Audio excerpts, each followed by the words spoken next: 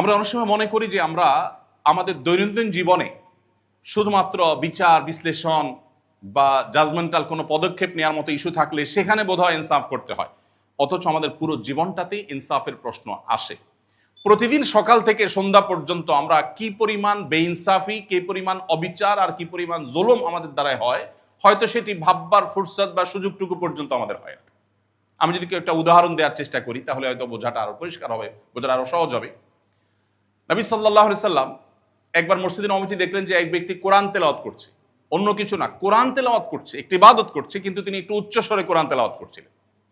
নবী করিম সাল্লাল্লাহু আলাইহি সাল্লাম তখন তাকে ডেকে বললেন, তুমি যে আল্লাহকে শোনাবার জন্য কোরআন তেলাওয়াত করছো সে আল্লাহ বধির নন, তিনি মনের কথাও শুনতে পান। সো তোমাকে এত আওয়াজ করে কোরআন তেলাওয়াত করতে হবে না যেটা তোমার আশেপাশে থাকা মসজিদে অন্য মুসল্লিদের ডিস্টার্বের কারণ হয়। আজকে আপনি দেখবেন আমরা রাজনৈতিক সমাবেশের নামে, সংস্কৃতি বিনোদনের নামে, এমনকি ধর্মের নামে আমরা মানুষকে অতিষ্ঠ করি। দূর দূরান্তে মাইক লাগিয়ে দিয়ে আমরা মানুষকে রাত বিরাত পর্যন্ত কষ্ট দেই। বিবাহ, বিনোদন, আকিকা অনুষ্ঠান, নানান অনুষ্ঠানকে কেন্দ্র করে, এমনকি ওয়াজ মাহফিলকে কেন্দ্র করে আমরা দেখা যায় দায়িত্ব জ্ঞানহীনতার পরিচয় দেই। এর মধ্য দিয়ে যে আমি যে আরেকজন হক নষ্ট করছি, আমি যে জুলুম করছি, সেটা বোঝার মতো ক্ষমতাটুকু পর্যন্ত অনেক সময় আমাদের থাকে না। প্রিয় ভাইরা আমার, নবী করিম সাল্লাল্লাহু আলাইহি সাল্লাম যে দিন শিখিয়েছেন আমাদেরকে, সেখানে ইনসাফ পরিপন্থী কিছুই থাকতে পারবে না। আপনি সোশ্যাল মিডিয়াতে কোনো একটা নিউজ পেয়েছেন নেগেটিভ কারোর ব্যাপারে, আপনি সেটা প্রচার শুরু করে দিলেন। বাস্তবে যদি সেটা সেইভাবে না হয়, একটু বাড়িয়েও হয়, তাহলে আপনি একটা গুজব, একটা প্রপাগান্ডার প্রচারে আপনি অংশগ্রহণ করলেন। এবং যেই ব্যক্তি কেন্দ্রিক এই নিউজ, অনেক সময় নেগেটিভ নিউজগুলো প্রচার করতে আমরা একটু মজা বেশিও পাই, যে অমুক ধরা পড়েছে, অমুকের কেলেঙ্কারি ফাঁস হয়েছে, তিল হয়তো তাল হয়েছে, আমরা সেটাকে নির্দ্বিধায় প্রকাশ করি, প্রচার করি। কিন্তু এর মধ্য দিয়ে যে আমি একটা গুনাহ করছি, আমি যে একটা পাপ করছি, আমার যে ইনসাফ পরিপন্থী কাজ হচ্ছে, সেটা বোঝবার মতো সুযোগ অনেক সময় হয় না, বা সেই যোগ বিয়োগটা আমরা করতে পারি না। অনেক সময় দেখা যায় অন্যের সময় বা শ্রম নষ্ট করছি, মানুষ আমার জন্য অপেক্ষা করছে, আমি হয়তো এমন অবস্থানে আছি যে আমি দেরি করে গেলেও কিছু হবে না, কিন্তু অনেকগুলো মানুষ অপেক্ষা করছে। তাহলে তাদের যে সময় নষ্ট হচ্ছে, এটা তাদের হক নষ্ট করা, তাদের প্রতি অবিচার করা, এটা ইনসাফ পরিপন্থী কাজ। ঠিক একইভাবে কাউকে আপনি ভুল তথ্য দিলেন, তাহলে তার প্রতি আপনি অবিচার করলেন, অন্যের অধিকার হরণ করলেন। যতভাবে অধিকার হরণ হতে পারে সবটাই বেইনসাফের মধ্যে পড়ে। নবী করিম সাল্লাল্লাহু আলাইহি সাল্লাম বলেছেন, ইযা হাদ্দাসার রাজুলু ফালতাফাতা ফাহিয়া আমানা। আপনার সাথে কেউ কথা বলেছে, আপনি কারোর সাথে কোনো কথা বলেছেন, আলাপ করেছেন, সে আপনার সাথে কিছু কথা বলে যখন সরে যায়, তখন সেটা আপনার কাছে আমানত হয়ে যায়। আপনি সেটা চাইলে আরেকজনের কাছে প্রকাশ করতে পারেন না, কিন্তু আমরা নির্দ্বিধায় অনেক সময় এই ধরনের কথা প্রচার করছি। আপনি পাবলিক বাসে যাচ্ছেন, পাবলিক পরিবহনে যাচ্ছেন, আপনার পাশের সিটের লোকটা আপনার দ্বারা কষ্ট পাচ্ছে কিনা, আপনি দাঁড়াচ্ছেন, পাশের লোকটা কোনো ডিস্টার্ব হচ্ছে কিনা, এটা দেখা গুরুত্বপূর্ণ। বাট আমরা নিজের স্বার্থ এবং শুধুই নিজের সুবিধাটা বিবেচনা করি। অনেক সময় দেখা যায় আমি নামাজে কালামে ধার্মিক, আমি অন্যান্য ক্ষেত্রে ধার্মিকতার পরিচয় দিই, কিন্তু এই সময়টাতে আমার ধার্মিকতার কথা আমাদের মাথায় আসে না, অথচ সেখানেও কিন্তু আমার মাধ্যমে অবিচার হতে পারে, ইনসাফ পরিপন্থী কাজ হতে পারে। ঠিক একইভাবে কারো প্রাপ্য সম্মান আপনি না দিলেন বা কম দিলেন, এর মধ্য দিয়েও আপনি তার প্রতি জুলুম করলেন, আপনি ইনসাফ পরিপন্থী কাজ করলেন। ইনসাফ মানেই হলো যেখানে যা যতটুকু প্রয়োজন। আপনি একজন রিক্সা চালককে ডাক দিলেন, এই ডাকটার মধ্যে যদি তাচ্ছিল্য থাকে, আপনি তার সাথে কথা বললেন, কোনো কারণে আপনার রাগত স্বরে যদি তার সাথে কথা বলেন, তাহলে আপনি এই যে হয়তো একই কথা যেটা আপনি একটু প্রেসার দিয়ে বলেছেন, একটু জোর দিয়ে বলেছেন, হয়তো একটু উচ্চ আওয়াজে বলেছেন, যেটার ফলে তার প্রতি আপনি অবিচার করেছেন, কিয়ামতের ময়দানে আপনি হয়তো ভাবতেও পাবেন না যে এইটুকু বিষয় আল্লাহ রাব্বুল আলামিন ধরেছেন। আল্লাহ বলেছেন, ওয়ামাই ইয়ামাল মিসকালা যাররাতিন শাররান ইয়ারা। আপনি যেই কোনো আচরণ করেন, একজন মুসলমান হিসেবে আপনাকে মেপে মেপে প্রত্যেকটা আচরণ, প্রত্যেকটা কাজ আপনাকে করতে হবে। ঠিক একইভাবে আমাদের পরিবারের প্রতি আমরা অনেক সময় জুলুম করি, ইনসাফ পরিপন্থী কাজ করি, যেটা আমরা লক্ষ্য করি না। আমাদের প্রতিবেশী, আমাদের সহকর্মী, পরিচিত মানুষজন, অপরিচিত মানুষজন, সবার সাথে ইনসাফ করার, সবার সাথে ন্যায়সঙ্গত আচরণ করবার প্রশ্ন কিন্তু আছে। ঠিক একইভাবে আমরা যখন কোনো কিছু অপচয় করি, তখনও বেইনসাফি হয়, তখনও অন্যায় হয়, তখন কিন্তু অবিচার হয়। এবং সেটা যে অবিচার, এটা অনেক সময় আমরা মাথায় রাখি না। আমি মনে করি আমার টাকার কেনার জিনিস, দেখুন গোটা পৃথিবীর সব সভ্যতা আপনাকে বলবে আপনার টাকার কেনার জিনিস আপনি নষ্ট করছেন, অপচয় করছেন, আপনি কিছু খাচ্ছেন, কিছু ফেলে দিচ্ছেন, কারোর কিছু বলার নাই। ইসলাম বলে না, আপনার এই স্বাধীনতা আপনাকে দেয়া হয়নি, আপনি ফেলতে পারেন, কিন্তু কিয়ামতের দিন আপনাকে প্রতিটি দানা সম্পর্কে জিজ্ঞাসিত করা হবে। আজকে পৃথিবীতে যে ক্রাইসিস, আজকে যে দুর্ভিক্ষ, আজকে যে অভাব, এটা পৃথিবীর বন্টন নীতির ত্রুটির কারণে। আমরা সবাই জানি ফিলিস্তিনের গাজার মানুষরা না খেয়ে আছে, খাদ্যের অভাবে না, খাদ্যের অভাবে না, তাদেরকে সিস্টেমিক্যাল দুর্ভিক্ষের মধ্যে ফেলে দেওয়ার কারণে। ঠিক একইভাবে আমি যখন খাবারের অপচয় করি, ঠিক ওই সময়টাতে পৃথিবীর কোথাও না কোথাও কেউ না কেউ হয়তো খাবারে কষ্ট করছেন। ইসলাম আমাকে সেটা অ্যালাউ করে না। তো একজন মুসলমান তিনি যতটা দায়িত্বশীল হবেন, পৃথিবীতে তার মতো এত দায়িত্বশীলতা পৃথিবীতে অন্য কোনো মানুষের মধ্যে পাওয়ার কথা নয়। সময়ত উপস্থিতি ঠিক একইভাবে আজকে পরিবেশ দূষণের শিকার আমরা, ফ্যাক্টরি রেভলিউশনের নামে বা নানা নামে আমরা পৃথিবীর যে আসল চরিত্র সেটাকে নষ্ট করেছি। এখন পৃথিবীকে আমরা আবার আগের জায়গা নেওয়ার চেষ্টা করছি। মোহাম্মদ সাল্লা সাল্লাম আজ থেকে প্রায় 1450 বছর আগে, যখন পৃথিবীর পরিবেশ যখন বিপর্যস্ত হয়নি, পরিবেশ যখন দূষিত হয়নি, তখন তিনি বলেছেন তোমার হাতে যদি কোনো গাছের চারা থাকে আর তুমি দেখতে পাও আল্লাহর ফেরেশতা ইসরাফিল সিংহে ফুৎকার দেওয়ার প্রস্তুতি নিয়েছেন, ওই অবস্থায়ও তুমি গাছের চারাটা রোপণ করে দাও। ইসরাফিলের সিংহা ফুৎকার দেওয়ার পর সুইচ টিপার পর সৃষ্টি জগৎ সব তুলার মতো উঠতে থাকবে, কোরআন বলেছে। সেটা জানার পরও তুমি গাছের চারাটা লাগিয়ে দাও, এর ফলে তোমাকে আল্লাহ তাআলা সওয়াব দিবেন। নবীজি সাল্লাল্লাহু আলাইহি ওয়াসাল্লাম বলেছেন তোমাদের কেউ যদি কোনো গাছের চারা লাগায়, কোনো বৃক্ষ রোপণ করে, সেই গাছ থেকে যদি কোনো ফল ফসল, তার পাতা পল্লব থেকে কোনো মানুষ, এমনকি কোনো পশু পাখি পোকামাকড় পর্যন্ত যদি খায়, তাহলে তারা যা এখান থেকে খাদ্য গ্রহণ করলো, তারা যে অক্সিজেন গ্রহণ করলো, তার ফলশ্রুতিতে আল্লাহ তাআলা তোমার আমলনামাতে সওয়াব লিপিবদ্ধ করবে। তুমি টাকা পয়সা দান করলে, ডোনেশন করলে, মানুষকে আহার দিলে যে সওয়াবটা পেতে, বৃক্ষরোপণ করার মধ্য দিয়ে তুমি সেটি লাভ করতে পারো, এবং তার চাইতে কোনো কোনো ক্ষেত্রে বেশি করতে পারো। কারণ আমি মানুষকে দাওয়াত দিয়ে খাওয়াতে পারি, পিপিলিকাকে নয়, পোকামাকড়কে নয়, কীটপতঙ্গকে নয়, পশু পাখিকে নয়, কিন্তু বৃক্ষরোপণ করার মধ্য দিয়ে নবীজি বলেছেন তুমি সেই সওয়াবটা লাভ করতে পারো। যখন পৃথিবীর এই অবস্থা হয়নি, যখন পরিবেশ দূষিত হয়নি, তখন নবী সাল্লাল্লাহু আলাইহি সাল্লাম পরিবেশ সুরক্ষিত রাখবার জন্য, পরিবেশ ভালো রাখবার জন্য তার যে নির্দেশনাগুলো ছিল, এগুলো মনে হয় যে 2025-এর পৃথিবীর জন্য যেন তিনি আজকেই বলে গেছেন, অথচ কথাগুলো বলেছেন প্রায় 1.5 সহস্রাব্দী আগে। তাহলে আমরা যখন পরিবেশ নষ্ট হওয়ার মতো কোনো কাজ করব, তখন আমার দ্বারা জুলুম হতে পারে। আমি চিপস খেয়ে ঠোঙাটা ছেড়ে দিলাম গাড়ির বাহিরে অথবা রাস্তাঘাটে, এই ঠোঙা হয়তো কোনো ড্রেনে গিয়ে পড়লো, সেখানে পানি জমা হয়ে ড্রেনের স্বাভাবিক প্রবাহকে ব্যাহত করলো।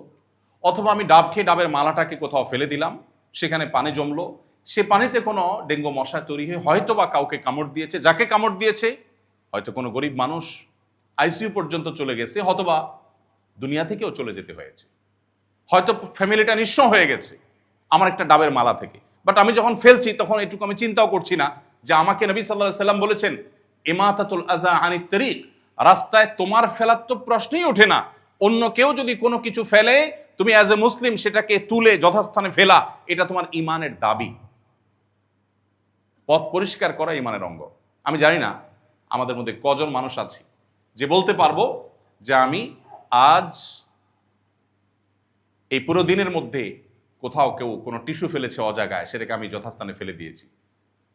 এরকম দায়িত্বশীলতার পরিচয় আমরা কজন মানুষ দিতে পারি? কিন্তু ইসলাম আমাদেরকে সেই কথাটি বলেছে। সময়ত উপস্থিতি, পৃথিবীকে সাজাবার জন্য, আমাদের দেশকে সমৃদ্ধ করবার জন্য মুহাম্মদ সাল্লাল্লাহু আলাইহি সাল্লামের সিরাত চর্চার কোনো বিকল্প আমাদের সামনে নেই। অতএব বারবার করে তাকে আমাদের অধ্যয়ন করতে হবে, তাকে পাঠ করতে হবে, পুনর্পাঠ করতে হবে। আর সেজন্যই তার ইনসাফ, তার ন্যায় বিচার এবং ন্যায়সঙ্গত আচরণ, এটা আজকের পৃথিবীর সবচাইতে অপরিহার্য বিষয়, এবং সেটা শুধুমাত্র তার অনুকরণের মধ্য দিয়ে সম্ভব। ভাইরা আমার, আমাদের অজস্র এরকম অবিচার এবং ইনসাফ পরিপন্থী কাজ হয়। আপনারা যেহেতু ব্যাংকিং ব্যবস্থার সাথে জড়িত আছেন, সেজন্য ইনসাফ পরিপন্থী কোরআনের দৃষ্টিতে, হাদিসের দৃষ্টিতে একটা ইনসাফ পরিপন্থী বিষয় হলো রিবা। আজকের গোটা পৃথিবী যেটার উপর দাঁড়িয়ে আছে, এই সিস্টেম কোরআন এবং হাদিস এটাকে ইনসাফ পরিপন্থী হিসাবে আখ্যায়িত করেছে। রিবা বলতে আমরা সাধারণত শুধু সুদকে মনে করি, অথচ সুদের বাইরেও রিবার আরও বিভিন্ন প্রক্রিয়া এবং পদ্ধতি আছে। নবী করিম সাল্লাল্লাহু আলাইহি সাল্লাম সেটাকে নিষেধ করেছেন। কোরআনে আল্লাহ তাআলা বহু হারামের তালিকা উল্লেখ করেছেন। মৃত পশু খাওয়া হারাম করেছেন, রক্ত খেতে আল্লাহ নিষেধ করেছেন, অনেক কিছু আল্লাহ নিষেধ করেছেন, শূকর খেতে আল্লাহ নিষেধ করেছেন। কিন্তু একটি হারামের ব্যাপারে আল্লাহ তাআলা যুদ্ধ ঘোষণা করেছেন, অন্য কোনো হারামের ক্ষেত্রে সেটা করেন নাই। এটা খুবই সিগনিফিকেন্ট। এবং কোরআন যেটাকে যত কঠোরভাবে নিষেধ করে, আজকের পৃথিবী তত অ্যাগ্রেসিভলি সেটাকে পুশ করে এবং প্রতিষ্ঠা করে। এটা হলো বাস্তবতা। অতএব এই রিবা, যেটার উপর আজকের পৃথিবী অনেকটা দাঁড়িয়ে আছে, আমাদের সিস্টেম অনেকটা দাঁড়িয়ে আছে, এটাও ইনসাফ প্রতিষ্ঠার প্রয়োজনে এটাকে ইসলাম হারাম করেছে। আর সেটিকে হারাম হিসাবে জানা এবং সেটাকে অন্তঃস্থল থেকে গভীরভাবে বিশ্বাস করা যে এটাকে হারাম জানার মধ্য দিয়ে ইনসাফ পরিপূর্ণভাবে প্রতিষ্ঠা করা সম্ভব হবে। আজকে যে সারা পৃথিবীতে এত দারিদ্র, এত ইনজাস্টিস, এত বাই ডিফল্ট অর্থ সম্পদের ইস্যুটা, পুরো অর্থ সম্পদটা যে একটা সার্টেন গ্রুপ অফ পিপলের কাছে চলে যাচ্ছে, সাধারণ মানুষ, অসংখ্য অগণিত মানুষের রাখা অর্থ সম্পদ যে সার্টেন গ্রুপ অফ পিপল তাদের হাতে যাচ্ছে, এটা যথার্থ কিনা, এটা ইনসাফ কিনা, সিস্টেমের এই ত্রুটি বা সিস্টেমের এই বিষয় সম্পর্কে আমাদের ভাবতে হবে একজন মুসলমান হিসাবে। এর গোড়ায় কোনো সমস্যা আছে কিনা, এর মেইন কোনো কারণ আছে কিনা, সেটা আমাদের খুঁজে বের করতে হবে। এই প্রশ্নের উত্তর আমাদের খুঁজে বের করতে হবে। ভাইরা আমার, হয়তো পুরোপুরি সিস্টেম চেঞ্জ করা আমাদের দ্বারা সম্ভবপর হবে না, কিন্তু রেগুলেশনের জায়গা থেকে ইনজাস্টিসকে আটকানো কিংবা কমিয়ে আনা, এটা আমাদের দ্বারা অনেকখানি সম্ভব। সেই চেষ্টা একজন মুসলমান হিসাবে আমি করেছি কিনা, কিয়ামতের ময়দানে সেই জিজ্ঞাসা আমাদের প্রত্যেককে, এই জিজ্ঞাসার মুখোমুখি হতে হবে। আমাদের অর্থনৈতিক সিস্টেমটা সবসময় ধনীদের, পাওয়ারফুলদের এবং কর্পোরেশনসগুলোর হেল্প করার জন্য হচ্ছে কিনা, এটা কি গরিবদের থেকে আহরিত টাকা পয়সা ধনীদের কাছে তুলে দিয়ে তাদেরকে আরো ধনী করে দেওয়ার সুযোগ করার জন্য ব্যবহার হচ্ছে কিনা, সিস্টেমের ত্রুটি আছে কিনা, সত্যিকারের দারিদ্র দূরের জন্য কাজ হচ্ছে কিনা, পলিটিক্যাল বা আইডিওলজিক্যাল এজেন্ডা বাস্তবায়নের জন্য আমরা কাজ করছি কিনা, এটা ইনসাফ এবং ন্যায় বিচার প্রতিষ্ঠার ক্ষেত্রে অনেক বড় প্রশ্নের জায়গা। এই প্রশ্নের উত্তর যদি আমরা নিজের কাছে নিজে পরিষ্কার করতে না পারি, তো আল্লাহর কাছে কি আমাদের ময়দানে পরিষ্কার আমি করতে পারবো না। আজকের অর্থনৈতিক সিস্টেম, ফ্রি মার্কেট ইত্যাদির কথা বলা হচ্ছে, অথচ বাস্তবিক বিচারে সাধারণ মানুষের সব টাকা সম্পদ নিয়ে ধনীরা আরো ব্যবসা করে, লোন নিয়ে, ব্যবসায়িক লোন নিয়ে তারা আরো ব্যবসাকে সম্প্রসারণ করতে পারছে, ধনী আরো ধনী হচ্ছে এবং গরিব আস্তে আস্তে অনেকটা দাসে পরিণত হচ্ছে। এই প্রশ্ন বারবার করে নিজেদেরকে করা দরকার যে এই ইনজাস্টিস, এটার ক্ষেত্রে আমি আল্লাহর কাছে জবাবদিহি করার জায়গাটা ঠিক কোথায়, বা এখানে আমার রোল প্লে করার কতটুকু জায়গা বা সুযোগ আছে, সেটা অন্তত ভাবা দরকার। আল্লাহ মানুষকে সাধ্যের বাইরে জিজ্ঞাসা করবেন, আমার হাতে নাই সেটা আল্লাহর কাছে আমার জিজ্ঞাসিত হতে হবে না, কিন্তু যেটা আমার কাছে আছে সেটুকু আমাকে অন্তত করতে হবে। অতএব আমরা আমাদের জীবনের প্রত্যেকটা ক্ষেত্রে তাকওয়া, আমানতদারিতা এবং এই যে ইনসাফ, ন্যায় বিচার, এটাকে আমরা প্রতিষ্ঠা করার চেষ্টা করবো। আল্লাহ আমাদের সবাইকে তৌফিক দান করুন। নবী করিম সাল্লাল্লাহু আলাইহি সাল্লামের সিরাত থেকে আরেকটি পয়েন্ট হলো তাকওয়া এবং সততা। এটা নিয়ে আমি কয়েকটি কথা বলতে চাই। সত্যতা এবং সত্যবাদিতা, এটা এখন আমাদের হারিয়ে যাওয়া সম্পদগুলোর একটি। আমরা শুরু থেকে যেটি বলে আসছিলাম, আজ নামাজে কালামি মুসলমান পাওয়া যায়, সাদা বুক ভর্তি দাড়িওয়ালা মুসলমানও পাওয়া যায়, লম্বা জুব্বা বা টুপি পরা মুসলমানও পাওয়া যায়, অনেক সুন্দর তেলাওয়াতকারী মুসলমানও পাওয়া যায়, কিন্তু আজ সেই মুসলমান খুব বেশি পাওয়া যায় না যে মুসলমান তার প্রত্যেকটা ক্ষেত্রে তিনি সততার পরিচয় দিতে পারবেন। এই যে ইসলামকে আমাদের মতো করে বোঝার যে একটা প্রবণতা, এটা মূলত আমাদেরকে ইসলাম থেকে বিচ্যুত করে দিচ্ছে, আমাদেরকে ট্র্যাক থেকে সরিয়ে দিচ্ছে। এখন মুহাম্মদ সাল্লাল্লাহু আলাইহি সাল্লামের সিরাত থেকে আমাদেরকে দূরে সরিয়ে দিচ্ছে। নবী সাল্লাল্লাহু আলাইহি সাল্লাম বলেছেন, আত-তাজিরুস সাদুকুল আমিন মান নবিয়্যিন ওয়াস সিদ্দিকিন ওয়াশ শুহাদা, সত্যবাদী এবং বিশ্বস্ত ব্যবসায়ীরা কিয়ামতের ময়দানে সিদ্দিকদের সাথে, শহীদদের সাথে, নবীদের সাথে তারা উঠবে। নবী সাল্লাল্লাহু আলাইহি সাল্লাম একদিন বাজারে গেলেন। বাজারে গিয়ে তিনি সরাসরি বাজার মনিটর করছিলেন। বাজার তদারকি করতে গিয়ে দেখলেন যে খাদ্যশস্য বিক্রি করা হচ্ছে একটা বাজারে। তিনি এক বিক্রেতার খাদ্যশস্যের দিকে তাকিয়ে একটু সন্দেহ হলো তার। তিনি খাদ্যশস্যের ভেতরে হাত ঢুকিয়ে দিলেন। ঢোকানোর পর ভেতর থেকে আনা গম বা এ জাতীয় কোনো খাদ্যশস্য দেখতে পেলেন ভেজা।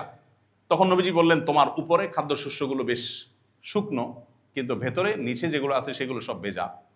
তুমি আমাকে জবাব দাও যে তুমি এই প্রতারণা কেন করলে?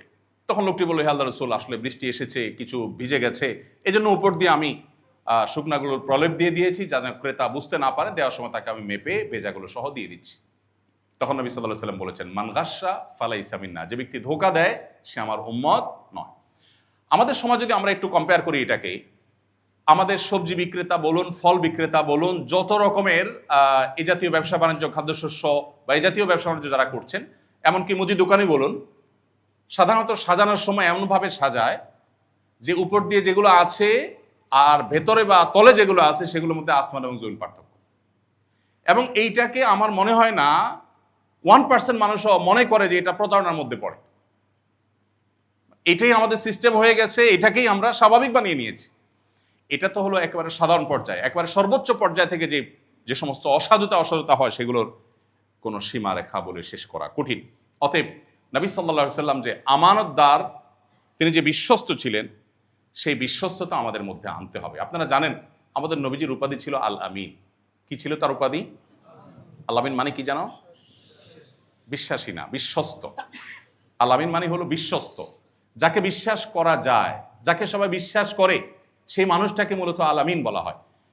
নবী করিম সাল্লাল্লাহু আলাইহি সাল্লামকে আল আমিন বলেছিল মক্কার মানুষেরা, যে মানুষরা তাকে নবী হিসাবে, রাসূল হিসাবে স্বীকার করে নাই, তাকে নবী হিসাবে, রাসূল হিসাবে স্বীকৃতি দেয়নি, কিন্তু তাকে বিশ্বস্ত হিসাবে স্বীকৃতি দিয়েছে। শত্রুর কাছ থেকে বা ভিন্ন মতের মানুষের কাছ থেকে সার্টিফিকেট পাওয়ার মতো মূল্যবান সার্টিফিকেট আরেকটি হতে পারে না। নবী সাল্লাল্লাহু আলাইহি ওয়াসাল্লাম সেটি পেয়েছেন। কিভাবে পেয়েছেন? কারণ তার জীবনে তিনি বিশ্বস্ততার এমন এমন উদাহরণ সৃষ্টি করেছেন যেগুলো মানব ইতিহাসের হয়তো আর কেউ করতে পারেনি।